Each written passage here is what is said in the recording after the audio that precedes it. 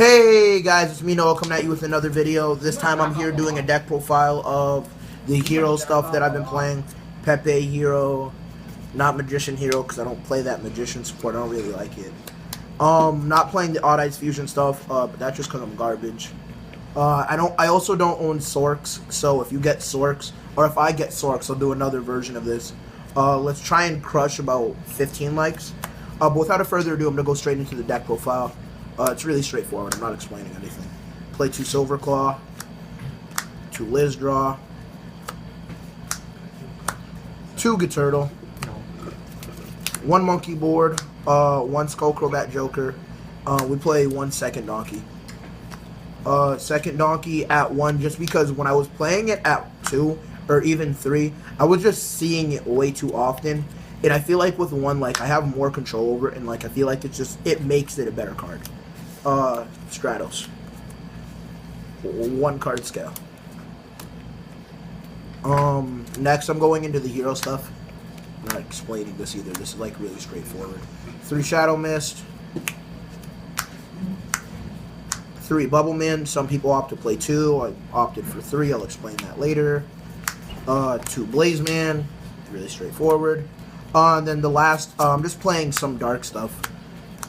I opted not to play 2 Armageddon Knight because you go through Shadow Mist really fast. Zephyros, you really only want to send Zephyros. Shadow Drag is more of a situational card. I'm going to explain the Blaze Man, the Bubble Man, and the Shadow Mist stuff. Because originally, where did I put it? Yeah, so I have all of the Draco Slayer stuff, and I was like, oh, you know, I'll just play Draco Pass. And then I was thinking about it, and I was like, I really don't like the deck. Like, I'm probably going to end up playing it just for a little bit, just to get, like, my feet wet. But I really don't like the deck. Anybody who's been watching the channel for a while knows that me and James really like hero stuff. So, when I was looking into the deck, because I think Charlie Kipp, was it him? Yeah, Charlie Kipp played an Odd Eyes version of the deck. And I was like, oh, that's kind of cool. Like, you mix hero stuff with the Performer Pal stuff, and you get really strong synergy. I was like, that's super cool. And then I was doing testing, and I was like, wait, I don't like any of the Odd Eyes support. So yeah, I just ended up playing this stuff. The simple fact that you have access to all of the changes and just consistent, like a lot of consistency is really good. You play 3 Bubble Man just because you go through Bubble Man and Shadow Mist really fast. If I was playing something similar to his version, I'd probably play 2 Shadow Mist, 2 Blaze Man, and 1 Bubble Man just because Bubble Man's unnecessary, unfortunately. But, MVP, like, I'm just going to say this right now, MVP goes to Blaze Man. Because Blaze Man says once he's normal or special summon, you get to search for a Poly. We play regular Poly, and we play Fusion Substitute because Fusion Substitute says you can only fuse monsters off of the field. Blaze Man also has this effect where you can reveal a fusion and then send one of the targets, so it has that Prisma effect. So you do this, send Shadow Mist. You get Shadow Mist's effect to search for a Bubble Man. It's super good. And then if you open Instant Fusion, you can do this play where you end the turn with Nightmare and Absolute Zero. And anytime you can open a board like that, I just think it's super powerful.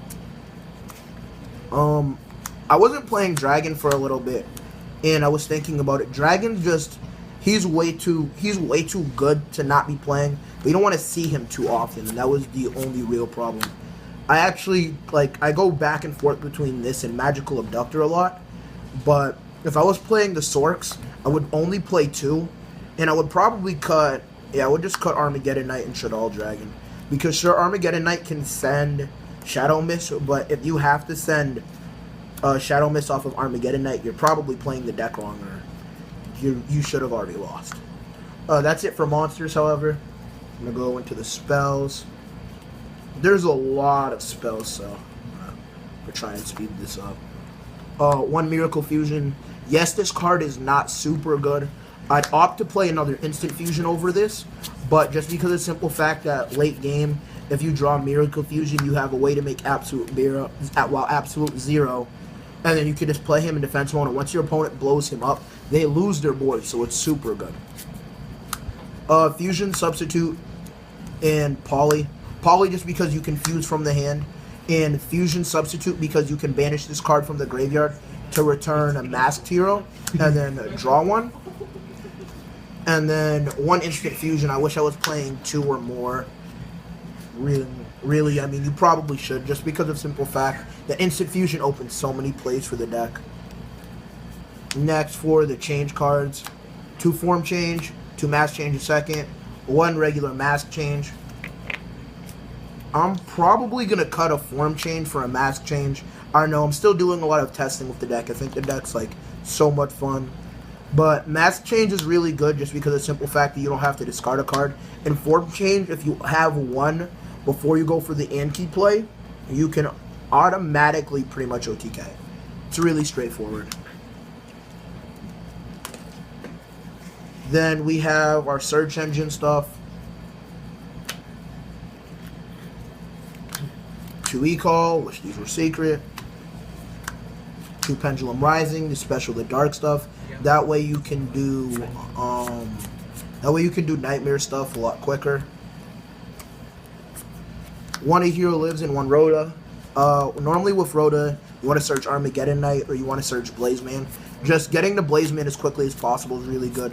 And Yugioh Lives just because you can split your life points in half and you don't have to play a definite amount. Really? My hair? Not my hair.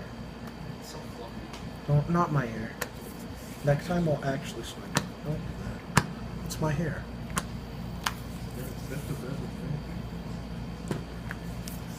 So, with the Rhoda and the Yugioh Lives, a Yugioh Lives super busted just because of the simple fact that there's like no definite amount to like what you can do, and on top of that, there's no definite amount to what you have to pay, so it's really potent. We play 3 MST just because MST is probably my favorite card right now. And yet again, sometimes you have hand issues where you don't have stuff to discard, but Twin Twister is obviously the better card. Upstart and Raigeki to end off the spells. And then for the rest of the main deck, because pink cards are garbage, but you still need to play 2, you play Vanities. I really never draw into Vanities. Like, it's actually really sad.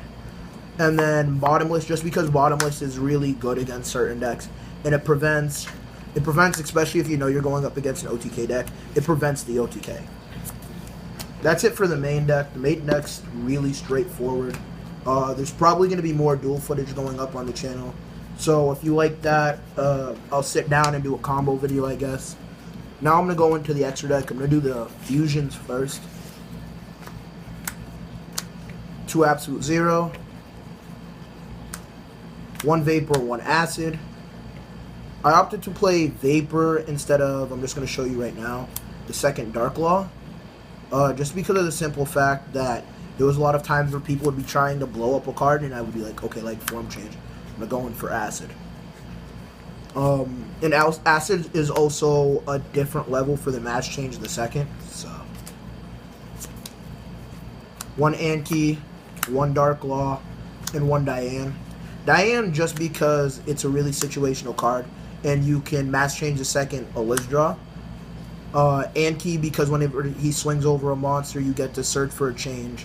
And Dark Law is just super good. But the reason why you don't play more than 1 Dark Law is because you normally bring it back with your Fusion Substitute. Last for Fusions we play the 1 Nodin, obviously. Next for the extra deck, I'm going to fly through this. You lose. I make this. I'm not even going to explain this. Watch one of my other deck profiles. Evil Swarm Nightmare, it's super good. Dweller. Just really good opening plays. Dweller just because a lot of the meta like relies on graveyard effects. Nightmare because you can't really do anything in this day and age if you're not special summoning. You can't target me. I'll take your monster and I'd like to protect it. I see your monster is bigger than mine, so I'm going to swing over it.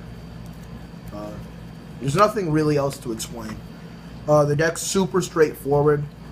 I really like this deck more than other decks I've played because anybody who's like watched any of my other deck profiles, I know I like to like think about when I'm going for stuff, and I feel like this deck just has the right amount of thinking where I'm not like overthinking myself, and its versatility is like really what gets you through a game.